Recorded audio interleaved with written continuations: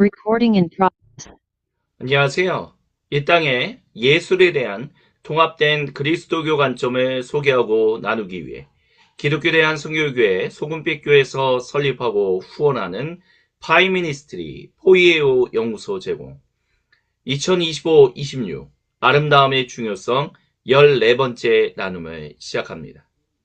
저희는 지난 시간에 이어서 이 원래 강의였던 Beauty Matters, 아름다움이 why beauty matters, 왜 아름다움이 중요한가라는 수업, 셋째 날에 그 수업을 계속해서 이어가 보도록 하겠습니다.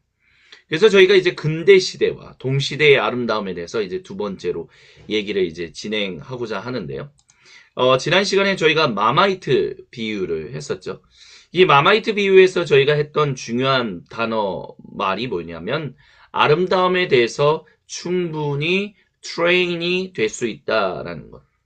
그러니까 어떤 특정한 사람들이 그것을 아름답다라고 예를 들어서 우리식으로 바꿔서 얘기한다면 어떤 한국 사람들이 삭힌 홍어와 또는 청국장을 맛있다라고 말할 수 있는 이유는 그들이 그것을 어렸을 때부터 또는 어느 정도 시간이 훈련이 되었기 때문에 그것을 괜찮다, 맛있다 또는 아름답다라고 말할 수 있다. 그것이 이제 마마이트 비유다라고 말씀을 드렸어요. 그래서 그것을 토대로 말씀드린 게 뭐냐면 아름다움이라는 것을 이렇게 다양하게 아름다움에 대한 여러 가지 다양한 이야기들이 있기에 우리가 어떤 것을 가지고 그것이 모든 전 세계의 아름다움을 다 정복할 수 있다, 대변할 수 있다라는 식의 교만한 마음과 생각을 내려놓고 서로가 아름다움에 대한 관점들이 다르다라는 것을 인정하면서 또한 동시에 우리가 어떻게 하면 그들이 그것을 아름답다라고 얘기할 수 있는가? 반대로 나는 그것을 왜 아름답다라고 말할 수 있는가라는 점이 있어서 우리가 훈련되었기 때문에 그렇기 때문에 아름답다라고 얘기할 수 있고 그들은 또한 그들 나름의 어떤 배경 안에서 아름답다라는 것을 trained 다 받았기 때문에 아름답다라고 얘기할 수 있다라는 이야기를 나눴습니다. 그게 이제 오늘날 이 시대에 있어서 우리에게 이제 주는 이제 중요한 어떤 음악가하고도 연결된다라고 할 수 있을 것 같아요. 존 케이지라는 이제 작곡가면서 또한 피아노 이제 연주가가 있었습니다. 1912년부터 이제 1992년까지 살았던 이 사람은 이제 미국의 대표적인 음악 장르 중에 하나인 아방가르드라는 음악 장르의 작곡가였다라고 합니다. 그래서 실험 음악, 우연성 음악, 개념 음악의 핵심 인물이다라고 얘기를 해요. 그래서 음악이란 무엇인가라는 질문 자체를 이제 재정의한 사람이다라고 얘기합니다. 그래서 이 사람이 던졌던 그의 평생에 걸쳐서 질문했던 핵심 질문은 음악은 소리인가 아니면 듣는 태도인가 였습니다. 그리고 케이지에게 있어서 음악은 바로 우리가 세상의 소리를 어떻게 받아들이는가에 대한 훈련이었다라고 얘기를 해요. 그래서 이 사람이 작곡한 아주 유명한 작품이 있습니다. 4분 33초. 1952년에 초연했습니다. 근데 이 곡은요. 연주자가 피아노에 앉아서 4분 33초간 아무 소리도 내지 않는 거예요. 피아노 앞에 앉아서 그냥 침묵하는 겁니다. 근데 중요한 것은 그 시간 동안 공연장은 절대 침묵이 아니에요. 관객의 숨소리, 의자 소리, 바깥의 소음이 들립니다. 그것을 토대로 케이지는 다음과 같은 것을 얘기하고 싶어 했습니다. 침묵은 없다라고요. 우리가 그동안 음악이 아니라고 무시하던 소리만 있을 뿐이다 라고 얘기했습니다. 그래서 케이지는 The Chance of Operations, 우연성을 굉장히 중요하게 여겼습니다. 그래서 케이지는 음악을 작곡할 때 작곡가의 의도나 감정적인 표현보다는 대신 무작위 규칙을 사용했다라고 얘기해요. 그래서 특별히 케이지라는 사람이 선불교에 심취해 있었기 때문에 아마 이런 태도를 가졌던 것 같습니다. 그래서 그의 음악은 아름답다, 추하다라는 것을 묻기보다는 지금 들리는 것을 그대로 받아들일 수 있는가? 그리고 우리가 그렇게 훈련되고 존중할 수 있어야 한다는 것을 질문했습니다. 그러다 보니까 많은 사람들이 불편해했죠.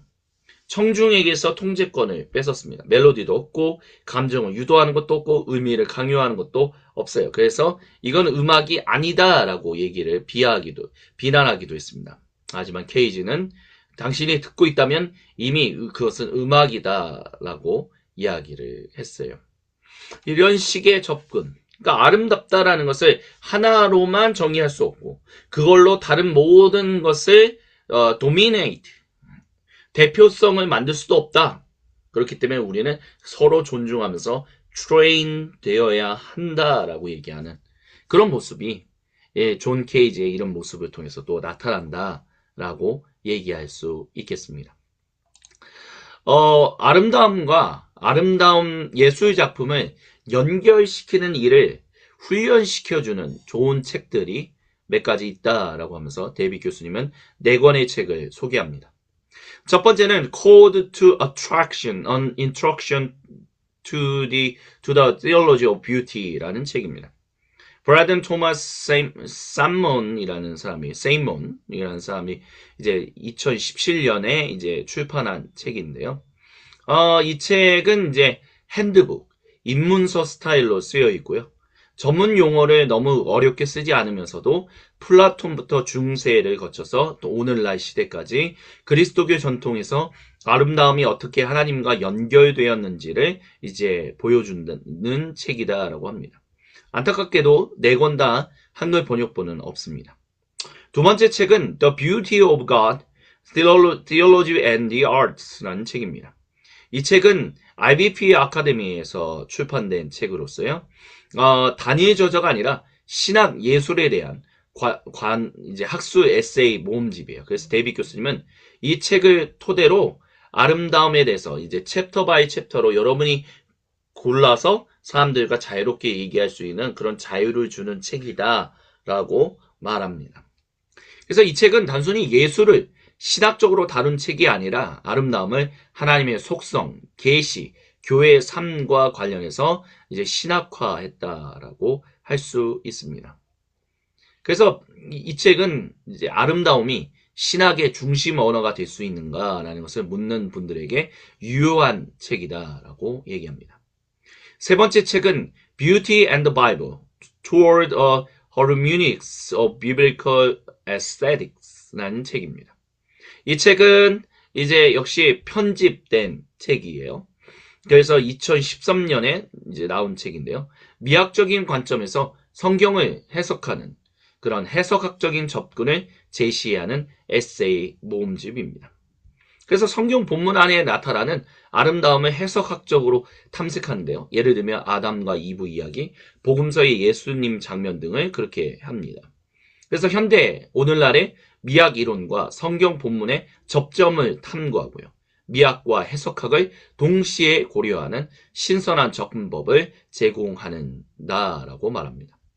마지막으로 네 번째 책은 The Beauty of Preaching입니다. 설교자들에게 있어서 매력적인 책이다라고 할 수 있는데요. God's Glory in Christian Proclamation이라는 책이에요. 그래서 이 책은 이제 마이크 파스쿼라로라는 사람이 이제 저술한 책으로서요. 2020년에 나온 책입니다. 이 책은요, 단순한 설교 기법이 아니라 설교 자체가 아름다움과 연결된 신학적인 사건이다라는 것을 주장해요. 그래서 설교의 목적은 하나님의 영광과 아름다움을 드러내는 것이다라고 말하면서 교회 설교는 교회의 분열을 치유하고 성도들을 하나님 앞에서 아름다움으로 이끌며 그래서 그것을 아우구스티누스 교부의 전통과 연결해서 탐색합니다. 그래서 설교자들, 신학생들에게 굉장히 설교와 미학의 교차점을 연구할 때 굉장히 좋은 책이다라고 데이빗 교수님이 이제 소개했습니다. 그러면서 이제 중세로부터 근대로 넘어가는 어떤 그런 변화와 관련해서 데이빗 교수님이 얘기했던 것을 잠깐 설명하면서 이제 오늘 이 시간에 마무리하려고 하는데요. 일단 저희가 여러 차례에 걸쳐서 이제 생드니 대성당에 대해서 얘기를 했었어요.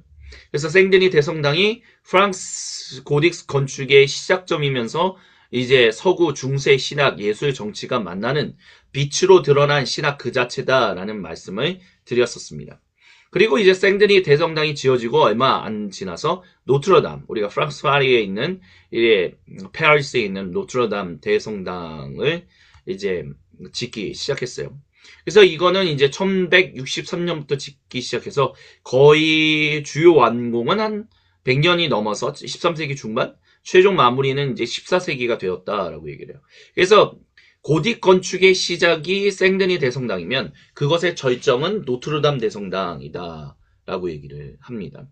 그래서 이제 건축 구조를 보면 평면 구조로서 라틴 십자가형으로서 지어졌어요. 그래서 긴 중앙의 어떤 그런 부분과 짧은 트랩세트, 그리고 반용 원형 앱스로서 예배 행위 자체가 십자가의 동선을 따라 움직이도록 설계되었습니다. 그래서 이제 굉장히 높죠. 이 천장 높이가 33m예요. 그래서 고딕 건축의 이제 핵심 목표를 잘 드러내는데요. 땅에 서 있으나 시선과 마음은 하늘을 향하게끔 만드는 어떤 신학적인 상승을 드러내는 그런 건축의 그 가장 꽃을 피우는 성당이 노트르담 대성당이다 라고 얘기할 수 있습니다. 또한 외부에 설치된 반아치형 이런 지지 구조는 결국에는 이제 벽의 하중을 외부로 분산하는 것도 있지만 또한 더 큰 창문을 이제 설치할 수 있게 만들어서 내부에 더 많은 빛을 흡수하게끔 만드는 그런 것이다 라고 얘기할 수 있어요. 그래서 노트르담 대성당은 이런 플라잉 버트레스가 본격적으로 체계화된 초기 사례 중 하나다라고 얘기를 해요. 그래서 빛과 창이 이제 굉장히 창이 되게 중요하죠. 로즈 윈도우라고 해서 서쪽과 북쪽과 남쪽에 이제 대형 장미창이 있어요. 그래서 스테인드 글라스가 되어 있는데 그것을 통해서 들어온 빛은 신적인 빛의 상징으로서 체험되게끔 이제 만들었습니다. 그리고 이제 재밌는 거는 여기에 이제 가고이라고 하는 이제 그로테스크한 것들이 있는데 이것들은 악, 혼돈, 질서 밖의 세계를 성당 바깥에 위치시키는, 그래서 질서인 성소와 혼돈의 외부 세계를 시각적으로 대비하는 것이다. 뭐 이렇게 얘기할 수 있습니다. 근데 이런 생드니 대성당과 노트르담 대성당의 비교를 한다면 일단은 생드니 대성당 같은 경우는 이제 파리 외곽에 지어졌고 이제 노트르담 대성당은 파리 중심에 지어졌어요. 그리고 고딕 건축이 가능할까라는 실험적인 시작이 생드니 대성당으로 이루어졌다면 이제 그걸 토대로 도시를 구현하는 것이 이제 노트르담 대성당이 지어진 목적이다라고 할 수 있어요. 그러니까 한마디로 말하면 생드니는 이렇게 지어볼 수 있지 않을까라는 실험이었고 노트르담은 이것이 이제 우리 도시의 공적 언어 신앙 고백이다라는 선언이었다라고 할 수 있어요. 그래서 이런 생드니 대성당과 어떤 노트르담 대성당은 일단 생드니는 빛이 들어오기 시작한 건축이라면 이제 노트르담은 빛이 질서 있게 지배하는 건축으로서 좀 더 발전했다라고 할 수 있어요. 그래서 생드니 대성당은 빛을 통해서 하나님께로 가까이 가는 것을 중요하게 여겼다면 노트르담 대성당은 빛, 질서, 공동체로서 예배, 설교, 성례가 함께 작동하므로 결국에는 이것이 이 도시를 프랑스 파리스를 이제 감싼다라는 신학적인 어떤 고백이 담겨 있다라고 할 수 있습니다. 그래서 생드니 대성당은 아름다움이 가능한가라는 것을 그리스도교 내에서를 이제 묻는 거라면 노트르담 대성당은 우리가 그리스도인이 아름다움 안에서 어떻게 살 것인가를 질문하는 것이다라고 할 수 있어요. 하지만 이런 성당의 모습이 20세기에 지어진 성당들의 모습을 비교한다면 굉장히 달라져 있는 것을 보게 됩니다. 대표적인 건축물이 미국 캘리포니아주의 로스앤젤레스 다운타운에 지어진 2002년에 지어진 이제 천사들의 성도 대성당이에요. 수용 인원이 한 3,000명 정도 되는 굉장히 큰 성당입니다. 근데 이 성당은 전통 고딕 양식의 재현을 만들어내지 않고요. 오히려 21세기 도시에서 성당이 무엇이어야 하는가라는 것을 묻는 건축이 되었습니다. 그래서 고딕 이후의 성례적 공간이 어떤가라는 것을 가장 잘 보여주는 성당 건물이 천사들의 성당이에요. 그래서 직선으로 이렇게 고딕 양식은 굉장히 직선을 굉장히 중요하게 여겼다면 이것은 어긋난 기하학을 굉장히 중요하게 여깁니다. 대칭을 의도적으로 피해요. 벽과 축이 약간씩 비틀어져 있습니다. 이는 완벽한 질서를 중요하게 여기는 것보다는 순례자의 여정, 움직임, 시간성을 강조해요. 물론 여기에도 이제 빛의 신학이 담겨 있습니다. 근데 스테인드 글라스를 사용한 것이 아니라 알라바스터라는 창을 사용했어요. 이거는 자연광이 좀 더 부드럽게 확산되는. 그래서 고딕 창문이 위에서 쏟아지는 빛이라면 이 알라바스터라는 것은 결국에는 공간 전체에 스며드는 빛. 그래서 빛이 이 성도들과 함께 동행한다. 이렇게 이제 만들었다라고 얘기를 합니다. 또한 내부 공간을 보면 중앙 재단의 위치가 회중과 가까운 중심부에, 그래서 회중 한가운데 있는 성례의 중심을 굉장히 강조합니다. 또한 이제 개신교인들은 별로 좋아하진 않지만 성인들이 어떤 타피스트리로 둘러싸고 있다. 근데 다양한 인종, 시대, 배경으로서 하늘의 교회와 땅의 교회가 시각적인 공존을 이룬다라고 얘기를 해요. 여기서 그래서 성인이라는 개념, 복자라는 개념을 개신교인들은 별로 좋아하지 않지만 이 성당에서는 이 135명의 성인이다라고 얘기하는 사람들을 다양한 시대의 다양한 인종, 백인, 흑인 또는 황인을 세움으로 말미암아 주님의 몸인 교회는 인종의 차별, 인종을 뛰어넘는, 지역을 뛰어넘는 그런 교회, 우주적인 교회다라는 것을 드러내고 있어요. 그래서 이 성당은요, 하나님은 고딕처럼 위에만 계시지 않고 현대 도시의 소음과 파편성 속에서도 거하신다라는 것을 고백합니다. 이것이 바로 오늘날 동시대의 어떤 아름다움을 표현하는 가장 중요한 핵심 단어다라고 할 수 있어요. 뭐냐 하면 아름다움은 어디에나 있다. 아름다움은 모두에게 있다. 어디에만 위에 위치한 것이 아니라 바로 여기 있다라는 것을, 바로 여기 우리에게 있다라는 것을 강조한다는 거예요. 그런 강조가 누구로부터 시작했냐라고 한다면 바로 개신교인들이 주장하던 그것으로부터 시작되었다라고 할 수 있어요. 우리가 이제 제가 제일 좋아하는 그림 중에 하나가 이제 만종이라는 그림, 그리고 이삭 죽기라는 그림입니다. 근데 이 그림이 둘 다 이제 프랑스와 밀레의 그림 작품이에요. 이 사람은 이제 이 만종이라는 그림은 1857년부터 1859년까지, 그래서 리얼리즘, 사실주의라는 양식으로 그림을 그렸어요. 주제는 저녁 종소리에 맞춰 기도하는 농부 부부죠. 근데 그림의 장면은 이제 해질녘 들판에 감자 수확을 마친 농부 남녀가 작업을 멈추고 머리를 숙여 기도하는데, 그게 뭐냐면 저녁에 기도하는 시간이 되었기 때문에 기도하고 있는 거예요. 근데 여기에는 교회, 재단, 성직자 아무것도 등장하지 않아요. 대신 흙 묻은 손, 멈춘 노동, 근로, 저녁의 빛, 그리고 멀리 들려오는 만종의 종소리. 그래서 기도가 성당, 교회 건물 안에서 일어나는 것이 아니라 삶의 한가운데서 일어난다라는 것을 강조했습니다. 만종이 뭡니까? 영어로는 안젤루스, 알레구스, 안젤루스라고 하는데요. 만종은 하루에 3번 교회에서 울리는 종이에요. 그래서 아침, 정오, 저녁에 울리는데 주님의 성육신을 기억하면서 드리는 짧은 기도가 만종입니다. 즉 시간 자체를 기도의 리듬으로 성별하는 행위가 만종입니다. 근데 밀레는 이 그림에서 그 종소리를 보이지 않게 처리해요. 오히려 종은 안 보이지만 삶 전체가 그것에 응답함으로 결국에는 삶 모든 것이 바로 이런 것이다. 그래서 이 그림 속에서 밀레가 드러내는 중요한 핵심은 조용한 성례성입니다. 화려하지 않은 그림이잖아요. 근데 멈추고 기억하고 기도하는 것을 통해서 삶의 리듬, 그리고 기도가 끝나면 다시 일하기 시작하잖아. 이런 리듬 전체가 성례화된 것을 보여줍니다. 이 그림이 발표됐을 당시에는 농민을 이렇게 존엄하게 그린 그림이 드물었기 때문에 너무 지나치게 경건하거나 지나치게 사회주의적인 이상적인 그런 것이다 라고 오해받았어요. 하지만 밀레는 혁명이나 낭만을 만들고자 하는 것이 아니라 하나님이 이 사람들의 삶 속에서도 함께 계신다는 것을 증언하고 싶어서 이 그림을 그렸다라고 말할 수 있습니다.